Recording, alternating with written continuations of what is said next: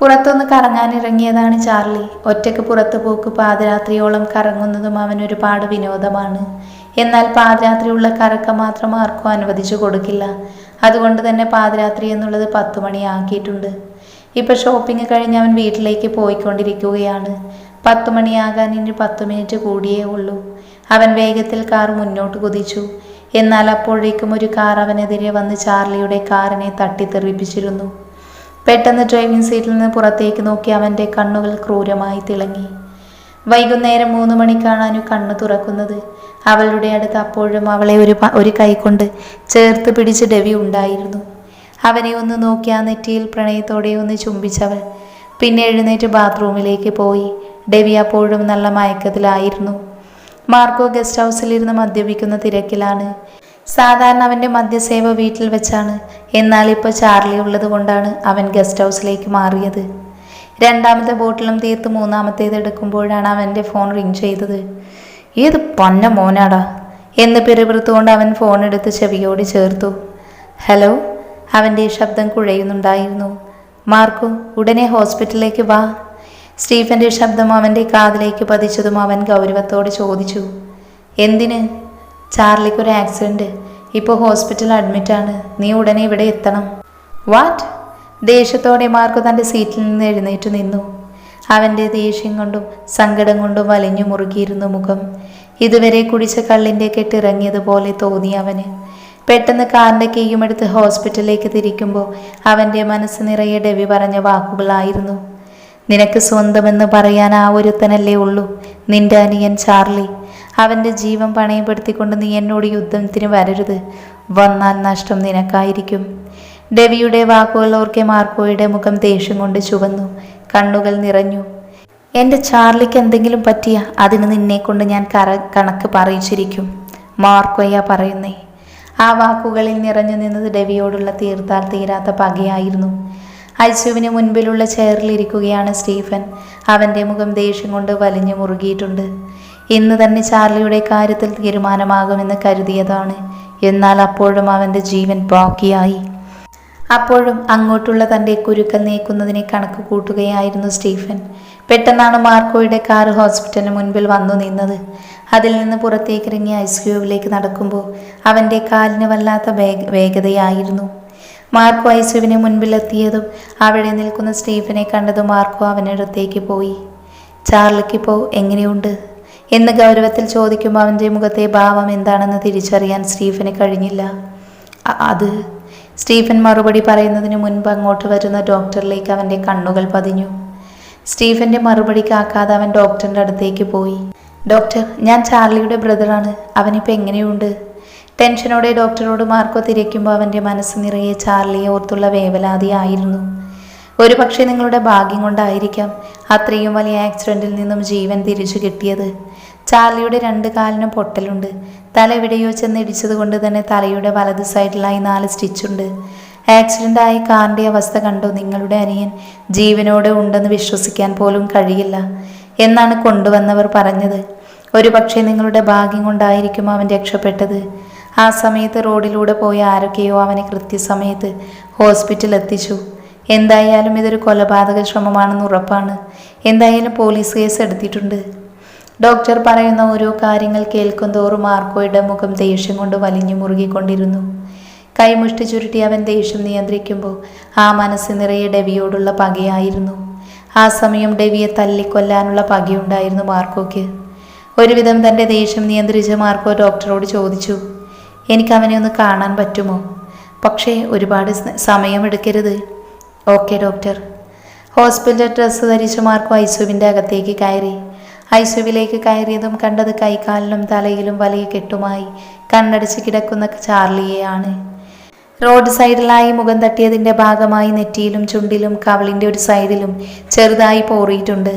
വളരെ അവശനായി കിടക്കുന്ന ചാർലിയുടെ അവസ്ഥ കണ്ടതും മാർക്കോയുടെ ഉള്ളിൽ പേരറിയാത്തൊരു നോവ് വന്നു നിറഞ്ഞു. അവൻ്റെ കണ്ണിൽ ചെറുതായി നീര് പൊടിഞ്ഞു. മാർക്കോയുടെ ഹൃദയഭാഗം തന്നെയാണ് ചാർലി. അവൻ അത്രത്തോളം പ്രിയപ്പെട്ടവൻ. മാർക്കോയ്ക്ക് സ്വന്തമെന്ന് പറയാൻ ആകെ ഉള്ളത് ചാർലിയാണ്. സ്നേഹത്തോടെ അവൻ്റെ തലയിൽ കൈവച്ച് തലോടുമ്പോൾ മാർക്കോയുടെ ഉള്ളു നിറയെ ഒരു സഹോദരൻ്റെ മാത്രമല്ല ഒരച്ഛൻ്റെ കൂടെ വാത്സല്യമായിരുന്നു. മാർക്കോയുടെ കണ്ണിൽ നിന്ന് ഒരു തുള്ളി ചാർലിയുടെ നെറ്റിയിലേക്ക് പതിച്ചതും അബോധാവസ്ഥയിലും അവൻ്റെ കൂടപ്പിറപ്പിൻ്റെ സാമീപ്യം മനസ്സിലാക്കിയതുപോലെ കണ്ണുകൾ വലിച്ചു തുറന്നിരുന്നു ചാർലി. തൻ്റെ മുൻപിൽ നിറഞ്ഞ കണ്ണുകളായി നിൽക്കുന്ന മാർക്കോയെ കണ്ടതും ചാർലി അവനെ തന്നെ നോക്കി നിന്നു. ചായ. വാക്കുകൾ കൂടി പറയാൻ ചാർലിക്ക് വല്ലാത്ത പ്രയാസം തോന്നി. കവിളും വായുമെല്ലാം വല്ലാത്ത വേദന. അവൻ്റെ അവസ്ഥ മനസ്സിലാക്കിയതുപോലെ മാർക്കോ ചാർലിയുടെ കവിളിൽ തലോടി. നീ ഒന്നും പറയണ്ട, ഇപ്പം നന്നായി റെസ്റ്റ് എടുക്ക്.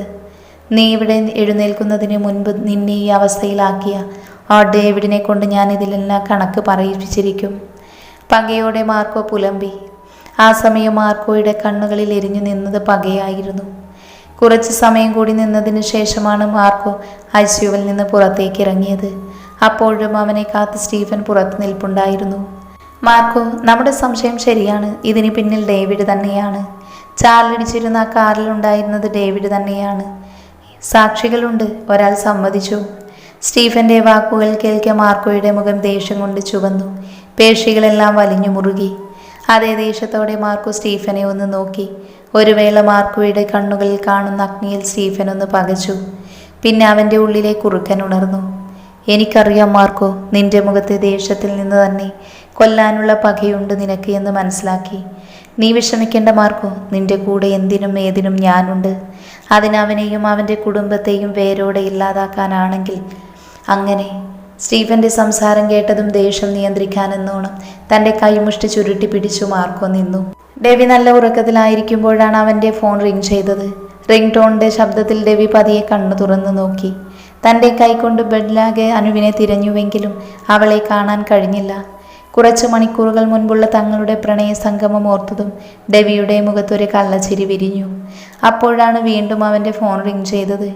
പെട്ടെന്ന് തൻ്റെ ഫോൺ എടുത്ത് ഡെവി ചെവിയോട് ചേർത്തതും വെപ്രാളത്തോടെ ആദം സംസാരിച്ചു തുടങ്ങി. ഡെവി, ചാർലിക്ക് ആക്സിഡൻ്റായി. അതിന് പിന്നിൽ നീയാണെന്നാണ് സ്റ്റീഫൻ മാർക്കോയെ വിശ്വസിപ്പിച്ചിരിക്കുന്നത്. ആദമിൻ്റെ സംസാരം കേട്ടതും അതുവരെ ശാന്തമായി നിന്ന ഡെവിയുടെ മുഖത്ത് ദേഷ്യം ഇരച്ചു കയറി. സ്റ്റീഫനോടുള്ള ദേഷ്യം കൊണ്ട് ഡെവി തൻ്റെ കൈമുഷ്ടി ചുരുട്ടി പിടിച്ചു. അവൻ കളിക്കട്ടെ ഈച്ചായ, അവൻ കളിച്ചെത്രത്തോളം പോകുമെന്ന് നമുക്ക് നോക്കാം. ആദമിനോട് അത്രമാത്രം പറഞ്ഞുകൊണ്ട് ഡെവി ഫോൺ വെച്ചു. പിന്നെ ബെഡിൽ കിടന്നിരുന്ന് തൻ്റെ ട്രാക്ക് പാൻ്റ് എടുത്ത് ധരിച്ച് ബാൽക്കണിയിലേക്ക് പോയി. അപ്പോഴും മനസ്സ് നിറയെ അവനായിരുന്നു മാർക്കോ. പിന്നീടുള്ള കുറച്ച് ദിവസങ്ങളും വലിയ മാറ്റങ്ങളൊന്നുമില്ലാതെ കടന്നുപോയി. ആക്സിഡൻ്റായ അന്ന് വൈകിട്ട് തന്നെ ചാർലിയെ റൂമിലേക്ക് മാറ്റിയിരുന്നു. ഒരാഴ്ചത്തെ ഹോസ്പിറ്റൽ വാസവും ചാർലിയുടെ കൂടെ തന്നെ എന്തിനും ഏതിനും കൂടെ നിന്നത് മാർക്കോ തന്നെയായിരുന്നു. കാണുന്നവർക്കെല്ലാവർക്കും അത്ഭുതം തോന്നി. മുഖത്തെപ്പോഴും നിറഞ്ഞു നിൽക്കുന്ന ഗൗരവം ദേഷ്യത്തോടെ അല്ലാതെ അവനെ കാണാറു പോലും വളരെ അപൂർവമാണ്. പോരാതെ മയക്കുമരുന്ന് കേസിൽ 4 വർഷം ജയിലിൽ കിടന്ന കണക്ക് വേറെ. എന്നാൽ അതൊന്നുമായിരുന്നില്ല ചാർലിക്ക് അവൻ്റെ ചാച്ചൻ. ഈ ലോകത്ത് ചാർലി ഏറ്റവും ബഹുമാനിക്കുന്നതും സ്നേഹിക്കുന്നതും വിശ്വസിക്കുന്നതും അവൻ്റെ ചാച്ചനാണ്, ചാച്ചനെ മാത്രം. ഒരാഴ്ചത്തെ ഹോസ്പിറ്റൽ വാസത്തിന് ശേഷം ചാർലിയോടൊപ്പം മാർക്കോ ആ ഹോസ്പിറ്റൽ വിടുമ്പോൾ മനസ്സ് നിറയെ പകയായിരുന്നു. പക മാത്രം. അന്ന് മാർക്കോ ലിൻഡയ്ക്ക് കൊടുത്ത ഷർട്ട് നോക്കിയിരിക്കുവാണ് ലിൻഡ. അവളുടെ കൈ ആ ഷർട്ടിൽ തലോടി. അന്ന് മാർക്കോയെ കണ്ടുവന്നതിനു ശേഷം ലിൻഡ ആരും അറിയാതെ അവനെക്കുറിച്ച് അന്വേഷിച്ചു. അതിൽ നിന്ന് അവൾക്ക് കുറച്ച് കാര്യങ്ങൾ മനസ്സിലായി. കഴിഞ്ഞ 4 വർഷം മാർക്കോ ജയിലിലായിരുന്നു എന്ന് അവൾക്ക് വിശ്വസിക്കാൻ കഴിഞ്ഞില്ല. അതും മയക്കുമരുന്ന് കേസിൽ. പോരാത്തതിന് കുരിശു വീട്ടുകാരുടെ ശത്രുവും. ഇതിനെല്ലാം പുറമെ താൻ മാത്രമേ അദ്ദേഹത്തെ പ്രണയിക്കുന്നുള്ളൂ. എന്തിന് ഇങ്ങനെ ഒരു പ്രണയം എനിക്കുണ്ടെങ്കിൽ പോലും ആർക്കും അറിയില്ല. ഇനി അറിഞ്ഞാലും ആരും സമ്മതിക്കുകയുമില്ല. സ്വന്തം ശത്രുവിൻ്റെ കുടുംബത്തിലെ പെണ്ണിനെ മാർക്കോ സ്വീകരിക്കുമോ? ഇനി സ്വീകരിച്ചാലും അതിന് തൻ്റെ കുടുംബം സമ്മതിക്കുമോ? ഇല്ല. ആ ഉത്തരത്തിലേക്ക് എത്താൻ അവൾക്ക് ഒരുപാട് ചിന്തിക്കേണ്ടി വന്നില്ല. മാർക്കോ തനിക്ക് വിലക്കപ്പെട്ട കനിയാണെന്ന് അവൾക്ക് ഉറപ്പായി. അവനോടുള്ള പ്രണയം ഉള്ളിൽ തിളച്ചു മറിയുമ്പോഴും അവനോടൊപ്പമുള്ള ജീവിതം ഉണ്ടാവില്ലെന്ന് അവൾക്ക് ഉറപ്പായി. അവസാനം കണ്ണുകൾ അടച്ച വേദനയോടെ അവൾ ആ തീരുമാനമെടുത്തു. മറക്കണം. മനസ്സ് കല്ലാക്കി അങ്ങനെ ഒരു തീരുമാനമെടുക്കുമ്പോഴും തന്നെക്കൊണ്ട് അതിന് കഴിയില്ല എന്ന് അവൾക്ക് ഉറപ്പായിരുന്നു. കാരണം മാർക്കോയോടുള്ള പ്രണയം തൻ്റെ രക്തത്തിൽ അലിഞ്ഞു ശരീരവും മനസ്സും മുഴുവൻ വ്യാപിച്ചിരിക്കുന്നു. അതൊരുപാട് ലഹരിയായി അവളുടെ തലച്ചോറിനെയും മനസ്സിനെയും ഭരിക്കാൻ തുടങ്ങിയിരിക്കുന്നു. അവനെയോ അവൻ്റെ ഓർമ്മകളെയോ തന്നിൽ നിന്ന് അകറ്റാൻ കഴിയാതെ ലിൻഡ വല്ലാത്തൊരവസ്ഥയിലായി. മാർക്കോയെ തനിക്ക് കിട്ടില്ലെന്ന് തലച്ചോറ് പറയുമ്പോഴും അവനു വേണ്ടി മനസ്സ് വാശി പിടിക്കുന്നു. ആ മുറിക്കുള്ളിൽ കിടന്ന് ലിൻഡ തേങ്ങി കരഞ്ഞു. എന്നാൽ പ്രതീക്ഷിക്കാതെയാണ് ഒരാൾ കതക് തുറന്നകത്തേക്ക് കയറിയത്. ഡോറ് തുറന്നകത്ത് കയറി അനു കാണുന്നത് ഒരു ഷർട്ട് കെട്ടിപ്പിടിച്ച് പൊട്ടിക്കരയുന്ന ലിൻഡയെയാണ്. കരഞ്ഞവളുടെ കണ്ണും മുഖവുമെല്ലാം ചുവന്നിരിക്കുവാണ്. അവളെ കണ്ടതും ലിൻഡ വേഗം ഇരിക്കുന്നിടത്തുനിന്നും എഴുന്നേറ്റു നിന്നു. എന്നിട്ട് കണ്ണുകൾ രണ്ടും അമർത്തി തുടച്ചു. ലിൻഡ. അനു പതിയെ അവളുടെ അടുത്തേക്ക് ചെന്ന് അവളുടെ തോളിൽ കൈവച്ച് വിളിച്ചു. അതുവരെ തടഞ്ഞു നിന്ന ലിൻഡയുടെ കരച്ചിൽ വീണ്ടും തൊണ്ടക്കുഴിയിൽ നിന്ന് പുറത്തേക്ക് വന്നു. ലിൻഡ ചേച്ചി എന്ന് വിളിച്ചുകൊണ്ട് ലിൻഡ അനുവിൻ്റെ നെഞ്ചിലേക്ക് വീണു. പിന്നെ അതൊരു പൊട്ടിക്കരച്ചിലായി. അനു ആദ്യമൊന്ന് പകച്ചെങ്കിലും പിന്നെ അവളെ പിടിച്ച് ചെയറിലേക്ക് ഇരുത്തി. കുറച്ചു സമയം ലിൻഡ കരഞ്ഞു കഴിഞ്ഞതും അനു പതിയെ അവളോടെല്ലാം ചോദിച്ചറിഞ്ഞു. ലിൻഡയും എല്ലാം അവളോട് പറഞ്ഞു. തൻ്റെ നെഞ്ചിൽ കിടന്ന് പൊട്ടിക്കരയുന്ന ലിൻഡയെ അനു തന്നോട് ചേർത്ത് ആശ്വസിപ്പിച്ചു. നിന്റെ പ്രണയം സത്യമാണെങ്കിൽ അവനെ നിനക്ക് തന്നെ കിട്ടും എന്ന് പറഞ്ഞ് അവളെ ആശ്വസിപ്പിച്ചാണ് അനു മടങ്ങിയത്. കുറച്ചു കഴിഞ്ഞ് അനു നേരെ തൻ്റെ മുറിയിലേക്ക് പോയി. ലിൻഡ പറഞ്ഞ മാർക്കോ ആയിരുന്നു അവളുടെ മനസ്സ് നിറയെ. അപ്പോഴാണ് ബെഡിൽ കിടക്കുന്ന ഡെവിയെ അവൾ കാണുന്നത്. ഈ സമയത്ത് ഇങ്ങനെ ഒരു കിടപ്പ് പതിവില്ലാത്തതാണ്. അനു അവൻ്റെ അടുത്തേക്ക് പോയി. ഇച്ചായ. അവൻ്റെ തോളിൽ കൈവച്ച് വിളിച്ചതും കണ്ണുകൾ അടച്ചു കിടന്നിരുന്ന ഡെവി പതിയെ കണ്ണു തുറന്നു. തന്നെ നോക്കിയിരിക്കുന്ന അനുവിനെ കണ്ടതും അവൻ അവളെ തന്നോട് ചേർത്ത് ബെഡിലേക്കിരുന്നു. ഇച്ചായ, ഈ മാർക്കോ ആരാ? എന്നെ ഒന്ന് തട്ടിക്കൊണ്ടു പോകാൻ ശ്രമിച്ചത് മാർക്കോയല്ലേ? അവനോട് ചേർന്ന് നിന്ന് അനു ചോദിച്ചതും ഡെവി അനുവിനെ ഒന്ന് നോക്കി. എന്നിട്ട് അവളോട് പറഞ്ഞു തുടങ്ങി. അവൻ്റെ ജീവിതത്തിലേക്കുള്ള മാർക്കോയുടെ കടന്നുവരവും അവരുടെ സൗഹൃദത്തിൻ്റെ ആഴവും എല്ലാം കേട്ട് അനു അത്ഭുതത്തോടെ നിൽക്കുവാണ്. മാർക്കോയെക്കുറിച്ച് സംസാരിക്കുമ്പോൾ ചെറുതായി നിറഞ്ഞു വരുന്ന ഡെവിയുടെ കണ്ണുകൾ മാത്രം മതിയായിരുന്നു അനുവിന് അവൻ്റെ സൗഹൃദത്തിൻ്റെ ആഴം മനസ്സിലാക്കാൻ. എത്രത്തോളം ആ സൗഹൃദ ബന്ധത്തിന് അവൻ തൻ്റെ ജീവിതത്തിൽ സ്ഥാനം കൊടുത്തിട്ടുണ്ട് എന്ന് തിരിച്ചറിയാൻ. അതുവരെ അനു കരുതിയിരിക്കുന്ന മാർക്കോ ഡെവിയുടെ ശത്രുവാണ് എന്നാണ്. എന്നാൽ ഇപ്പോൾ തന്നെ നോക്കി നിൽക്കുന്ന അനുവിനെ ഒന്ന് നോക്കിയതിനു ശേഷം ഡെവി സംസാരിച്ചു തുടങ്ങി. 2 ആഴ്ചയ്ക്ക് ശേഷം അന്ന് വീട്ടിലേക്ക് തിരിച്ചെത്തിയ ഞാൻ അറിയുന്നത് മാർക്കോയുടെ അപ്പച്ചൻ ജയിലിൽ വെച്ച് ആത്മഹത്യ ചെയ്തു എന്നുള്ള വാർത്തയായിരുന്നു. ഒരിക്കലും മാർക്കോയുടെ അപ്പച്ചൻ അങ്ങനെ ചെയ്യില്ലെന്ന് എനിക്കറിയാമായിരുന്നു. അന്ന് തന്നെ വലിയപ്പച്ചനോട് അവൻ എൻ്റെ ഫ്രണ്ടാണെന്നും അവൻ്റെ അപ്പച്ചൻ നിരപരാധിയാണെന്നും പറഞ്ഞ് ബോധ്യപ്പെടുത്തി. അന്ന് വലിയപ്പച്ചന് വല്ലാത്ത കുറ്റബോധം തോന്നിയിരുന്നു. തൻ്റെ മുൻപിൽ അപേക്ഷയോടെ നിന്നിരുന്ന മാർക്കോയുടെ അവൻ്റെ അമ്മയുടെയും മുഖം മാത്രമായിരുന്നു അപ്പം അദ്ദേഹത്തിൻ്റെ മനസ്സിൽ. അതുകൊണ്ട് തന്നെ മാർക്കോയെയും അവൻ്റെ അമ്മയെയും ചെന്ന് കാണാനും അവർക്ക് വേണ്ട സഹായങ്ങൾ ചെയ്തു കൊടുക്കാനും ഞങ്ങൾ തീരുമാനിച്ചു. എന്നാൽ ഞങ്ങൾ അവിടെ എത്തുന്നതിന് ദിവസങ്ങൾ മുൻപ് തന്നെ മാർക്കോയും അമ്മയും അവൻ്റെ സഹോദരനും കൂടി വീട് പൂട്ടിപ്പോയിരുന്നു. പപ്പയും അപ്പച്ചനും ഒരുപാട് അന്വേഷിച്ചുവെങ്കിലും പിന്നീട് അവനെക്കുറിച്ചുള്ള വിവരങ്ങളൊന്നും കിട്ടിയിരുന്നില്ല. എങ്കിലും എൻ്റെ മനസ്സിൽ അവനും അവനോടുള്ള സൗഹൃദത്തിനും ആഴം കൂടിയതല്ലാതെ കുറഞ്ഞില്ല. എന്നെങ്കിലും മാർക്കോ എന്നെ തിരഞ്ഞു വരുമെന്ന് തന്നെ ഞാൻ വിശ്വസിച്ചു. പിന്നീട് ഞാൻ അവനെ കാണുന്നത് വർഷങ്ങൾക്ക് ശേഷമാണ്. അതും എൻ്റെയും കുരിശുവീടിൻ്റെയും ശത്രുവായി. ഞാൻ പറയുന്നതൊന്ന് കേൾക്കാൻ മനസ്സിലാക്കാനും പോലും അവൻ കൂട്ടാക്കിയില്ല. അവൻ്റെ അപ്പച്ചൻ്റെ മരണത്തിന് ഉത്തരവാദി വല്യപ്പച്ചനാണെന്ന് അവനിപ്പോഴും വിശ്വസിക്കുന്നു.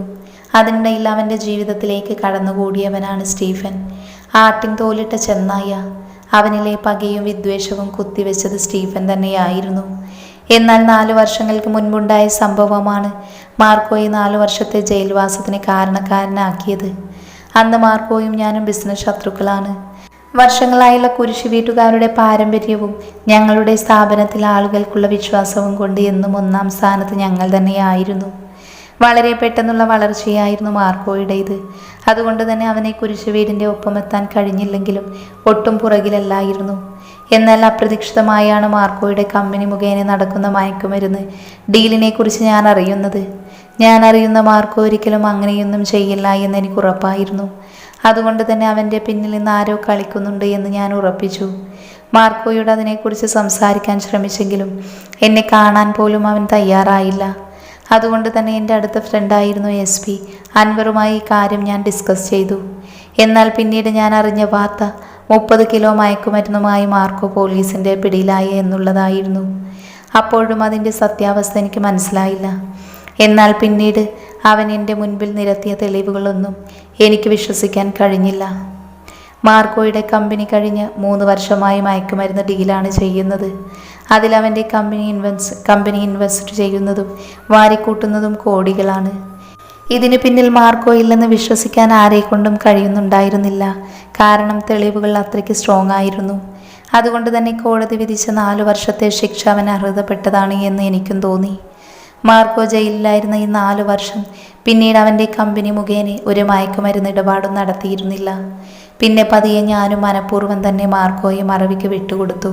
എന്നാൽ 6 മാസം മുൻപാണ് ഞാൻ മാർക്കോ നിരപരാധിയാണ് എന്നറിയുന്നത്. കേസിനെക്കുറിച്ച് കൂടുതൽ വിശദമായി അന്വേഷിച്ചപ്പോൾ സ്റ്റീഫൻ്റെ കെണിയിൽ മാർക്കോ അറിയാതെ പെട്ടുപോയതാണെന്ന് എനിക്ക് മനസ്സിലായി. സത്യം അറിഞ്ഞത് മാർക്കോയെ ജയിലിൽ പോയി കാണാൻ ശ്രമിച്ചുവെങ്കിലും വീണ്ടും അവൻ എന്നെ കാണാൻ കൂട്ടാക്കിയില്ല. പക്ഷേ അപ്പോഴും അവൻ്റെ ഉള്ളിൽ എന്നോടുള്ള പക തിളച്ചു മറിയുകയായിരുന്നു. അവൻ്റെ കണ്ണിൽ അവനെ മയക്കുമരുന്ന് കേസുകൾ കുടുക്കിയതും ചെയ്യാത്ത കുറ്റത്തിനകത്താക്കിയതുമെല്ലാം ഞാനാണ്. ഒരു കണക്കിന് അന്ന് ഞാൻ അൻവറിനോടൊന്നും പറയാതിരുന്നുവെങ്കിൽ ചെയ്യാത്ത തെറ്റിൻ്റെ പേരിൽ മാർക്കോ ജയിലിൽ കിടക്കേണ്ടി വരില്ലായിരുന്നു. എല്ലാത്തിനും കാരണം എൻ്റെ എടുത്തുചാട്ടം മാത്രമായിരുന്നു. എനിക്ക് അവനോട് വല്ലാത്ത കുറ്റബോധവും അതുപോലെ സ്നേഹവും തോന്നി. പിന്നെ എൻ്റെ പണവും സ്വാധീനവും ഉപയോഗിച്ച് തന്നെ ഞാൻ മാർക്കോയെ പുറത്തിറക്കി. എന്നാൽ അവിടെയും സ്റ്റീഫൻ തകർത്ത് അഭിനയിക്കുകയായിരുന്നു.